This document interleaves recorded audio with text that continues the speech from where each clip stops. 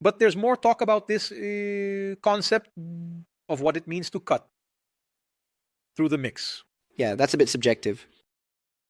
And if you stop to analyze in terms of equalization, in fact, in a more quote unquote graphic way, you see that the guitar is really already in the mid range. It's just that certain guitars lean more towards the low mids, some more towards the high mids, but always in that mid range area. So I think the Telecaster has precisely that region. And cutting through the mix, I mean, sometimes you raise and lower the guitar volume and it still stands out. That to me is cutting through the mix. No matter the volume you set, you raise and lower it, and it's still heard. So that's my concept of cutting through the mix. Obviously, if I were to take a more technological, more electronic concept, you would have to explain what frequency it is. But many people won't understand that. And I also never really relied on that. I listen. If it's there, great. If it's not, I switch the guitar. I listen to the other one. I tweak the pickup, didn't find the sound, I grab. Usually I grab the tele. I'm using any guitar, it's not cutting through. I grab the Telecaster and record, and the tele never fails, man. There's no Kakao is absolutely right. So there you have it, folks. Another controversy. Who is it, huh? Who doesn't agree with Kakao? Now, I agree with Kakao too. It's over. Done. Man. No, but I am 100% in agreement with you guys. People got a little puzzled. But what does the physical model of the tele have to do with it? So the issue there is not about the physical model. It's a deeper explanation that ends up with you. But I think there's one more thing. People say the model doesn't make a difference, but it does make a difference when we pick it up. It makes a difference when we pick it up. If you play a Les Paul, you feel one way.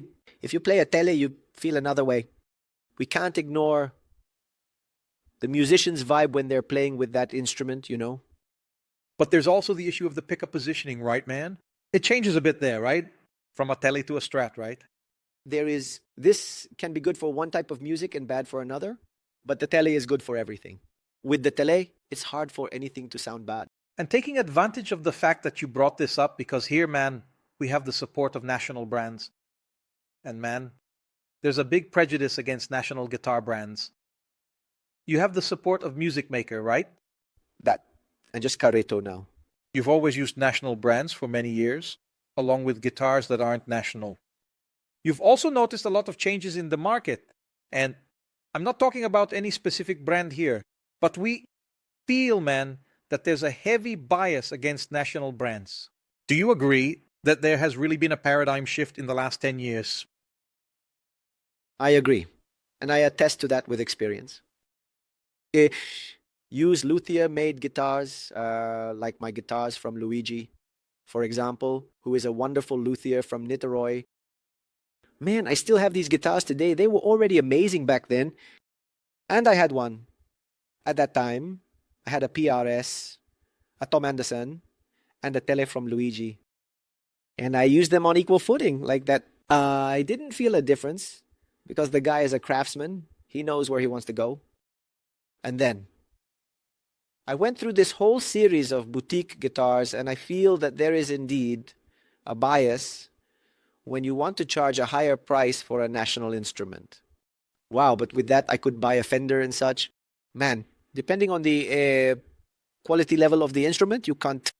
You have national guitars made by Ivan, by Zaganin himself, that if you play and compare with a Tom, was Anderson with a Neo Sun, they are instruments just as good.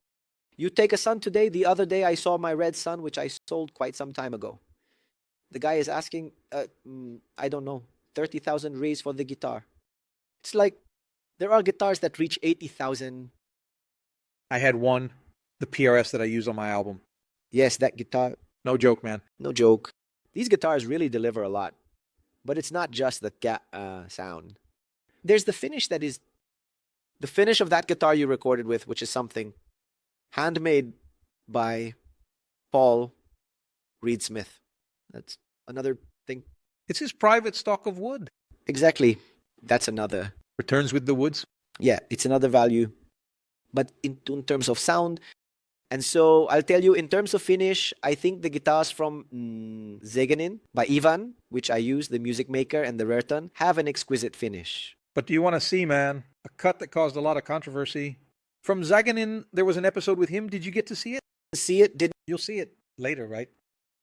And I'm the kind of guy who keeps provoking, asking computer questions, right? Of course, of course. And Saganelli started getting into this, in this comparison, exactly what you mentioned. I had Cacao's guitar on my lap. I said, man, well, a guitar like this, what would you compare it to? And he said, man, I compare it to one of yours worth 20,000 Ries. Man, oh, the crowd. Damn it. Shameless. I think the guitar would be worth 12,000 Ries. But man, it was exactly the explanation you gave. Yeah, but people criticize because they mostly lack first-hand knowledge. It's very easy for you, behind your computer or your phone, to give an opinion like that without ever having played such an instrument. Of course, Zaganin, to me, he is an authority, just like Ivan is an authority. He knows what he's talking about. I believe him. I've seen his work. I know who he is. I know him. Someone who doesn't know might say, oh, this guy just wants to sell the guitar. But man, if Zaganin is saying it, I'm sure that's the case. I know Zaganin. I've played on Zaganin's guitars. I know he's a beast. I know he understands this. I've played on Tajima's. I can say they're incredible. Because I looked and said, man, what a much better guitar than they used to be. There's no problem talking about this, Ivan himself, he's a friend of Zaganin. He's a friend of Tigay's. The guys talk. I've even invited Ivan to come here. Ivan has to come. You have to come, Ivan. You have to come. But still, I see in my YouTube videos the other day, a guy commented, oh, why do these professional guitarists keep using luthier guitars instead of using a custom shop guitar? Man, because it's good, man. It doesn't matter if it's a custom shop. I've had bad custom shops. It doesn't work like that. Is there any that disappointed you? Yes. Several. I had some Sun guitars that I didn't like. I liked all the Tom Andersons. But Paul Reed Smith, I had some that I didn't like. I had many. Did you start disliking them after you got them? Did you get many without checking? The first ones were amazing. Especially because I think you get a reality check with the guitars you had, with the guitars you start using. But then you start comparing with other models. Sometimes the guitar doesn't have such an identification. Sometimes it's not that it's bad. It just doesn't deliver what you're expecting. I'm very much like that. I pick up a guitar and I play it and I can tell if it feels right or not with me. And man, regardless of the value, the price. Of course, if you're going to get a Gibson R8, which is a highly selected guitar with selected wood, probably if you know about guitars, you'll notice that there are some extra things there. But sometimes it's about the relationship between the guitar and you. There are millions of videos comparing guitars that cost $1,000, $5,000, and $15,000. And you hear the sound, it's similar. But the way you play with that guitar when you pick it up, your relationship with the instrument on your body is something else. You might play better, and then consequently, you'll sound better. I had a Mexican Fender, vintage style. That was better than my Fender custom shop. It was better. Do you still have it? No, I don't have it. In fact, it caused quite a controversy. Remember, I said I never use Fender Gibson again. That video is still controversial today, right? You're sucking up to Ivan and you sold? That wasn't it. Because in Ivan's guitars, I found what I needed. I still like Fender and Gibson. Still have them. And I still have them, but it's not a problem, I just don't need it anymore. I prefer to play with a guitar that I have a connection with, that someone made for me with great care, just the way I asked, like this would, rather than picking up a guitar that sometimes doesn't really express where I want to go, And also, man, you know what happens? I think there's a new reality that people haven't quite understood. Guitars are really expensive now, man. So this is new, because up until 5 years ago, before the pandemic, you could buy an American Fender for under $1,000. There are no more American Fenders under $1,000. I'm going to talk about another great friend who has been my partner for many years, Norton from Sonoteca. Of course he came here. Norton sent me a 335 from Strindberg, a little red one. Man, the guitar is amazing. I have that one. at the school. It's wonderful. The guitar is really good. A kiss to Norton. It's the North. By the way, I have a Strindberg acoustic guitar that I still love recording with. Today I'm with Hurton. And I continue to be a great partner of Norton. Not professionally anymore, but he remains a great friend. We talk all the time. In fact, he is a great partner in the band programs with Strindberg itself. Panini, who is the other guitarist on the show, uses Strindberg acoustic guitars, Strindberg guitars. But this guitar is impressive because it's a 335 that costs 2,000 Rs. So someone who wants, when I saw the little red one, I called him and said, hey, Norton, send me that one to this 335. It's beautiful, isn't it? And my son said, wow, Dad, this guitar is beautiful. This guitar is really cool. Really cool. And it's a truly affordable instrument. No one has to stop starting to play because they won't have a nice instrument. So, and then we get to the point we always emphasize here. Firstly, there's a new reality where people are still stuck with the old price. And there's another thing, folks. $1,000 there becomes $2,000 here. Are you going to take a plane and go buy it there? Are you going to do that? So you have to accept the price it arrives at in Brazil. But I think there's also the issue that some people are coherent and some are not. There are people who see a broader reality, and there are people who just want to live with what they believe. I think this is something that conflicts a lot, especially on the internet. The guy who considers himself a guitar expert, Binen, will say a lot of nonsense and will continue to believe that it's an absolute truth. And you take a guy like Caco Santos, who is one of the best guitarists in the country. No one has Caco's swing, maybe outside Brazil. That swing of his doesn't exist. The guy uses a Tajima. Am I going to believe in Caco Santos, or am I going to believe in the guy who's hiding at home, thinking that... No, the guy thinks the following. Let's suppose he thinks Cacao is lying. He's been sacrificing himself for 15 years, playing with a bad instrument, suffering. He really needs this. He needs it so much, right? So the guy is there at all the shows. He's with his natural guitar.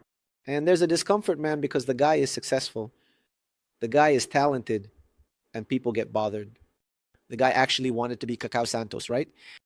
To speak badly, I would want to be Cacao Santos too.